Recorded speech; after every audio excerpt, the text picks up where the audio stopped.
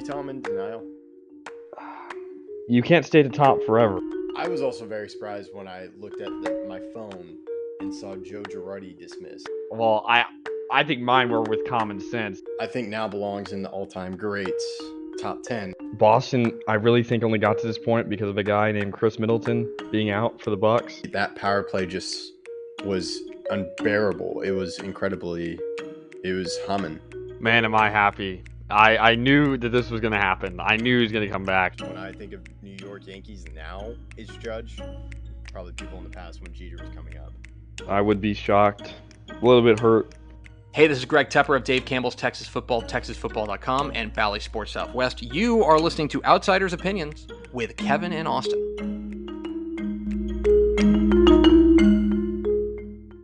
What's up, y'all? Welcome to our MLB Opinions of the Week. We're almost halfway through the season with the All-Star game just a few weeks away and all those festivities. And I'm Kevin, joined by the man that I'm pretty sure is happy with his team getting 2 starters, as we are going to be talking about the starters and the roster for the All-Star game. And that man, of course, is Austin. Yeah, Kevin, it's interesting. It always is. We'll go starters for each first, and then we'll go into the reserves more. We can start with the AL because you mentioned it. So the catcher was Adley Rutschman, first base, Vlad Guerrero Jr., second base, Jose Altuve, shortstop, Gunnar Henderson, third base, Jose Ramirez, and then Judge, Soto, and Kwan for the outfield, and Jordan for the DH. I know before we recorded, you have a problem with Josh Smith not making it, but I don't think I really hate all that much for the starters, at least. Yeah, I don't really hate the starters. Because Ramirez is also having like a great year. Yeah, and I think the main thing which we talked about was Josh Smith, which I'm shocked he's been playing this well, but he was first in batting average, OBP, and WAR for third baseman, and he did not make it to the All-Star game in general. And I would say I don't like Jose Ramirez is a great player and definitely deserves the All-Star nod. And when I hear those outfielders like Judge, Soto, and then Kwan, who we talked about in like he has such a high batting average, then you have Jordan Alvarez. To me, that's just like, yeah, makes sense. They are starters. And now we can go to the reserves. We have Well, just one more thing I wanted to mention was that for the starters, I think they also care about record. And the Guardians have been an amazing team this year, so I think that's what it would give. No matter what, the difference between Josh Smith and Jose Ramirez is only 0.3 WAR. So I think really that the difference is determined by the quality of the team more than the player. Yeah, that's true. That was just something I would have liked. And you see, and Simeon, I know, made it as a reserve.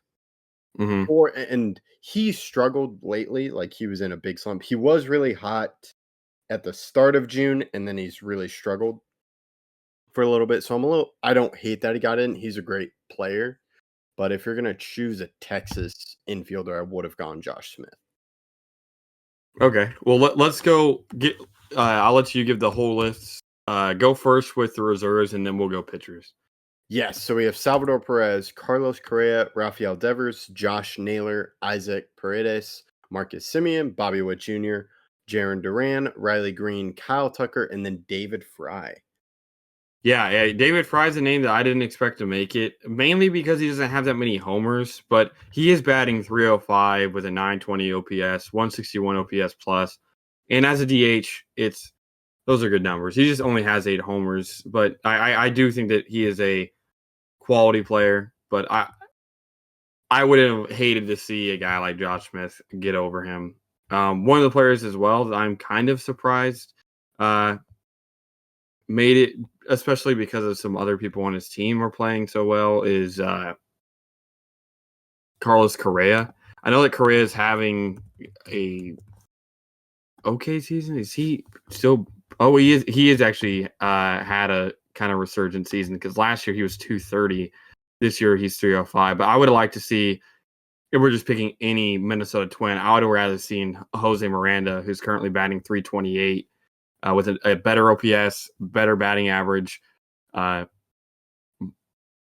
So it's not a big problem because Correa is batting 305, and they probably went on name recognition, don't you think? Yeah. And to me, I love Marcus Simeon, but I wouldn't have been shocked if he didn't make it given his slump. But he's still a great defender. It's just his hitting has struggled. So yeah, it looks like name recognition. And I'm surprised a lot of players from Cleveland, like you had David Fry, you had Josh Naylor, and I'm not really surprised about Jose Ramirez because like we've talked about him a lot, but seeing Josh Naylor and David Fry make it is pretty surprising to me. Yeah, And Josh Taylor yeah, is definitely the one I'm most shocked with, mainly because he only has a 243 batting average. I know batting for average isn't anything, and he has 21 homers, which is a lot at this point in the season, but he's a negative defender. He really is only hitting homers, and that's how he got in. It's just he's hitting homers on a really good team, and that's the difference. He's fifth in the AL in homers, so that's probably part of the reason, but he is hitting 243. Again, I would have loved to see Jose Miranda get in. I know he had 12 straight at-bats with a hit, but even before that, he was hitting 296, and now it's 328, so it's not like he couldn't have gotten close to here without the hitting streak. I think Miranda deserves this spot, either over Naylor or even, like I said, I would rather have Miranda than Correa. It's not a big problem because Correa is still playing well, but at least over Naylor, because I do think home runs aren't everything, Kevin. yeah, and especially recently with Naylor, Miranda, because he is the streak still going with his 12 It consecutive was hits? going. I don't know if they played today, Kevin. I will check if they played today. We I were know they recording played today. the day before we posted it. Oh yeah. It is still going on. He pinch hit and had one hit in his at bat. So he Okay. actually did hit 13, I believe. Okay, so he's at 13. Okay. Yeah, I knew going into today, the time we were recording, he was at 12, but okay, so he pinch hit. Oh, wait, no. Because yesterday he got out on one. I think he got 12 and then got an out. Okay. Got it. So yesterday, the streak was broken. But still, he's hitting. His batting average now up to 331. Yeah. So he's just played remarkable. I feel like him missing with like a 331 batting average, especially on a team that's not bad, like not horrible. I do think it's kind of amazing to me. I think that he deserves a nod, but that's just me. Yeah. But yeah, I really think by name recognition, but I am surprised they got just kind of going into the pitchers. They have two starting pitchers from Kansas City. I'll let you mention the pitchers list. Yeah, so there's Garrett Crochet, Tarek Skubal, Tanner Hook, Seth Lugo, Cole Reagans, Logan Gilbert, Corbin Burns, Tyler Anderson, Mason Miller, Kirby Yates, Clay Holmes, and Emmanuel Clase. I'll be the first to mention that I do not think that Clay Holmes deserved a spot here, especially because he had a lot of games where I thought that he was not remarkable. He has a 3 ERA flat, which is fine, but he has a number of saves that I thought he should have gotten and didn't get. He's been good, Kevin. He's been good, but I don't know that that's what warrants necessarily a spot. He is our closing pitcher at the moment, but I don't even know necessarily if he's been our best reliever. If I were to choose a reliever on the Yankees in more innings, Luke Weaver, 49.2 innings versus the 36 innings that Clay Holmes has pitched. Luke Weaver has 2.54 ERA to the 3 flat ERA that Clay Holmes has. He's been our setup guy all year, and I really do love Luke Weaver. And even if you didn't want to go Weaver and you want to go a guy that had at least one save, I would go Michael Tonkin. Tonkin has 31 innings pitched to the 36 of Clay Holmes, but Tonkin has a 1.16 ERA.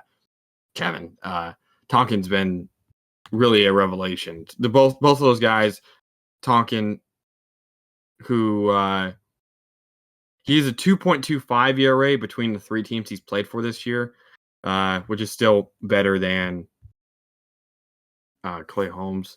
And then he's pitched in 40 innings, which is more than Clay Holmes. And then you have, again, the guy who I really would have chose is Luke Weaver. So I don't know. I think Clay Holmes is another guy that's got their off-name recognition because, I do think a Yankees reliever deserved it because we do have one of the best relieving staffs in the league. I don't know if Clay Holmes was the best choice. Yeah, I'm not really sure about Clay Holmes, but I understand. I look at the other three and I'm like, Class A, of course, Mason Miller, and then Kirby Yates has been spectacular for the Rangers. Yeah, I think all three of those guys deserved it. Yeah, all deserved it. And I think Cole Reagan's deserved it as well. Like, he's been fantastic with the Kansas City Royals this season. And I'm just surprised, like we were talking about name recognition. To me, there's not a lot of people recognized on the Kansas City Royals like Cole Reagan's. So that's my thing. But yeah, I think one thing I'd like to mention is how many of these guys are just insanely good this year for pitchers. This is a year of the pitcher. If you go Lugo, 2.21 ERA, he leads the AL. Burns, 2.32. Screwball, 2.54. A guy who didn't make it this year, maybe because of, if you remember, he got suspended for 10 games because of substance on his glove, and that was Ronel Blanco. He has a 2.53 ERA, and then you have Tanner Hook, 2.68. Tyler Anderson, 2.81 ERA. Tyler Gilbert, 2.91. And that's not even all of them, but those are all the guys below a 3 ERA. Kevin, if someone would have told me that Tyler Anderson, who had a 5.43 ERA last year, would have a resurgent year with a 2.81 ERA, he last night against the or as we're recording last night against the Cubs, Kevin, he went 8 innings scoreless with 10 strikeouts. He will be traded definitely, maybe even before the trade deadline. Yeah, and kind of going to the trade deadline, if you told me, Cole Reagan's the guy sent in the Aroldis Chapman deal will be in the All-Star game, I would have been like, that shocking, but that's what happened. Pretty sure that trade came. Yeah, it was before the All-Star game, and then Cole Reagan's went on that streak with the Kansas City Royals. But that concludes the AL. I will kind of talk about Josh Smith. I know I am a Rangers fan, but he is batting right now in the 2024 season, has a 292 average, an OPS of 829, and a 383 OBP. And he has also made some great defensive plays. He has been just amazing this year. So it's sad that he didn't get the nod, but he's really just burst on the scene this year. What is you said Josh Smith is leading in batting average for third baseman? For third baseman, yes. Are we sure? I know Jared Sandler tweeted that out. It was just Jose Miranda's hitting 328, and there's no way. I haven't checked Josh Smith's stats, but there's no way he's.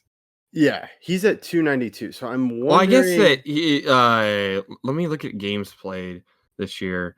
Oh yeah, 49 of his. I'm talking about Jose Miranda. 49 of his 72, he's played third base, so I'd still consider him a third baseman. But maybe you have to play a certain number of games. Yeah, it may have to be a minimum because I know. I'm trying to see how many games he's played. He's played 53 at third, 15 at short, 3 at DH, 1 at second base. I'm not going to count the one. I'm talking about games started. So 53 versus 40. Was that what I say? 49. Yeah, 49. Not that crazy of a difference. I don't know. I do think Josh Smith has played remarkable and probably deserves a spot. It's just really close between some of those other guys. And maybe, like I said, he doesn't count as a third baseman for whatever reason, but he still played basically 50 games at the position. So I think Miranda is the one that screams snub to me. Got it. Yeah, I'm trying to see what's the minimum to qualify. Well, it has to, for this far into the season. Yeah. Because I know that Kevin, we could talk about like guys that have gotten gold gloves at a position that they've only played a couple times during the year. I would think that Miranda qualifies as a third baseman. Yeah, that's weird. But yeah, so that's kind of Miranda or Smith. Them missing it hurt, just kind of surprising. But But now I think we can go to the NL. Here are the starters. You have William Contreras, Bryce Harper, Ketel Marte, Alec Boehm, Trey Turner, Christian Yelich, Jurickson Profar, Fernando Tatis, and then Shohei Ohtani at DH. Alec Boehm at third base, just kind of seeing that is surprising to me. It is a fan vote. Boehm has been very, very good this year. He leads the entire MLB in doubles, 297 batting average, 134 OPS plus, 2.4 WAR. He's been really, really good. I would not have picked him to be the starter, but I don't hate it. It's not like something I see and I'm scoffing at, but I do think it's a little bit interesting to say the least. Yeah, and then you got Jurickson Profar making it for the first time. A lot of multiple teams having it. Like you have Philly with 3 guys: Bryce Harper, Alec Boehm, Trey Turner. Then you have Jurickson Profar and Tatis, and then you have Yelich and Contreras. Yes, that's very true. Yeah, that's not what I would expect at the start of the season. But I don't hate it because I know Jurickson Profar has been great. Same with Tatis. Well, I mean, Yelich leads the NL in batting average, so he's definitely worthy of a spot. Yeah. Do you want to go over the reserves now? Yeah, we go over the reserves. We have Will Smith, Mookie Betts, Freddie Freeman, Teoscar Hernandez. So 4 straight Dodgers to start that off. And then Ellie De La Cruz, CJ Abrams, Ryan McMahon, Jackson Merrill, Heliot Ramos, Brian Reynolds, Marcelo Zuna, Luis Arias, and Pete Alonso. I need to double check. Let me double check the stat real quick.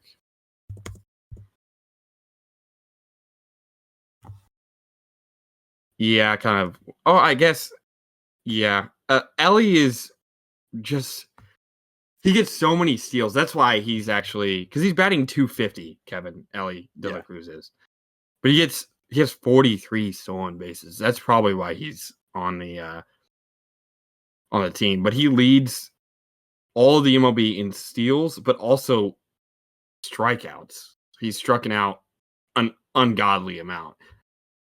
I think it's partially name recognition for the Reds getting that spot, but he does have 3.2 WAR, so it's not like he's bad. But I do think a lot of that WAR is being carried by the fact that he has so many steals because he is striking out at a insane rate. I thought he led the MLB in strikeouts. That's why I was kind of shocked that he was the one who made it. But seeing that he has so many stolen bases, it's not the worst selection ever. Yeah, and I do think part of it is name recognition, but compared to the AL, the NL looks like a lot of new guys coming up, especially with the starters. I know you have Bryce Harper and Yelich is returning back to form, but a lot of these are some younger guys and guys on new teams. And then reserves, you have CJ Abrams, which I know helps you in points. Yeah, but, I think that definitely clinches my spot. Yeah, above you. We will have to do a video on that shortly, but CJ Abrams has been remarkable. 3.5 WAR, 280 batting average. He's just a great defender as well. He's been very, very good. 146 OPS plus. I've been very impressed with him, and I think that the Nationals definitely have a bright future. Yeah, but I think now we can go to the pitchers. We have Tyler Glasnow, Shohei Imanaga from the Cubs, Ronaldo Lopez, Chris Sale, Paul Skeens, Ranger Suarez, Logan Webb, and Zach Wheeler. And of course, Paul Skeens is, I believe, the first guy the following year to be drafted number 1 overall and make it to the All-Star game the following year. From what I saw with Jeff Passan's tweet. Yeah, I do think that is a very, very, very handy pick stat or cherry pick stat because it's only counting number 1 picks. Mm-hmm. Because I know that Trout was, I believe Trout was, because he was drafted in, Trout was drafted in 2009. Did he not? Oh, he didn't make, he should have made an All-Star game. He made an All-Star game at 20. I am impressed with Skeens. He's an older rookie. for that stat, because when you're drafted, most of your guys that are drafted are young, and usually rookies are older. So him being a 22-year-old rookie is extremely impressive. But when I think of like guys that are getting to the league really quickly and then getting to an all-star game, I think of guys like Soto, even though Soto wasn't drafted, so it obviously makes sense. But Paul Skeens has been remarkable. 2.12 ERA, 10 starts, a 5-0 record, 194 ERA plus, and just very dominant pitching. Yeah, I think when you're talking about the handy pick stat, I think I've heard people refer to him as like the LeBron stat, like, oh, here's this crazy record or something like that.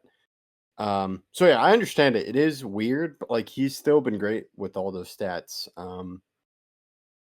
I know Amanaga had struggled with the Cubs. I know he started off great and then he struggled stats wise. I'm wondering what his trying to see what his ERA is right now. Yeah, and I'll go quickly. Like Ryan Helsley, Scott, Suarez, Strom, and Hoffman, the 5 relievers that were picked.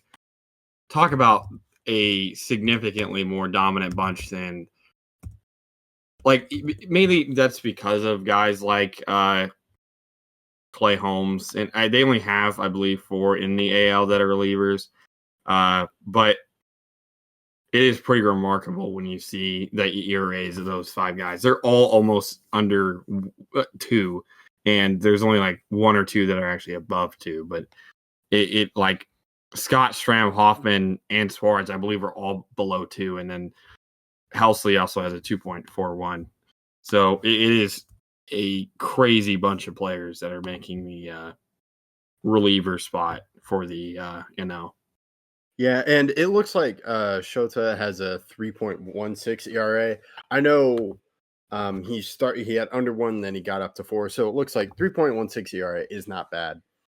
So I thought he was worse, but I will say that he still doesn't have the best ERA on his team. He actually would be he's third on his own team, behind Justin Steele, who has a 2.95, and Jameson Taillon has a 2.99. I think they're just trying to get recognition for the Japanese rookie. So, but I'm surprised he didn't again. Steele with a 2.95 ERA not getting a nod is kind of crazy to me. But or Taillon with a 2.99. So it is pretty funny. Yeah, he's not even top 2 on his own team in ERA, yet he got the nod. And how about Marcell Ozuna making?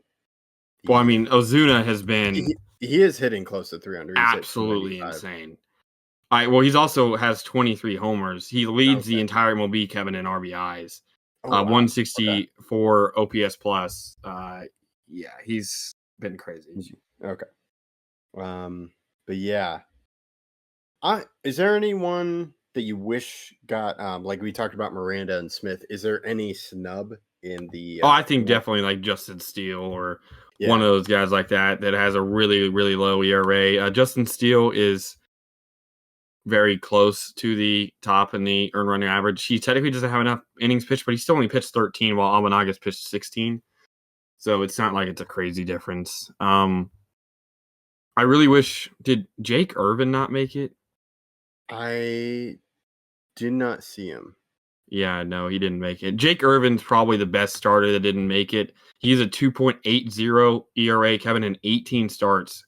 3 WAR. He is currently in the NL 4th in earned run average with only a 7-6 record, but I don't think that really matters for pitchers. He's played remarkable for the Nationals. The Nationals are going to be very, very, very good, very, very fast. Again, they have a pitcher who has the 2nd most WAR in the NL while also having the 4th best earned run average. I definitely think he deserves a spot. So if we're talking a big snub, I think Jake Irvin, my bad, not Cole Irvin, Jake Irvin. Cole Irvin's a different pitcher, but Jake Irvin deserves a spot. Yeah, that you make a good point. And I would like to say not like snub, but it is, we talked about Alec Boehm. I think just I'm used to that spot being occupied by Nolan Arenado. Or Machado. Machado. And I don't believe either of those players were All-Star selected. No, I they were know. not. Yeah. Both those guys have kind of struggled this year. We'll have to see if they can turn it around. But yeah, I'm. Yeah. I think the Nationals are only 5 games below 500, Kevin. I believe they have a better record than the Rangers, or very close to it. Yeah, they're probably a little bit better. But yeah, that is surprising. Just it seems like kind of a new age with a lot of younger guys, especially in the NL. We talk about Ellie De La Cruz, C.J. Abrams, Ryan McMahon from the Rockies, and Helio Ramos too. Same thing with Jackson Merrill. So Yeah, I'm the very Nationals do have a excited. better record than the Rangers. I Okay. just checked. Yeah. Very excited to see what happens in this All-Star game. But yeah, that's kind of all I got. Should be exciting to see what happens. I agree. And let us know what you think in the comments. Do you think someone else was snubbed? Do you disagree with someone? In this, we appreciate all the comments and thank you for listening to Outsiders Opinions.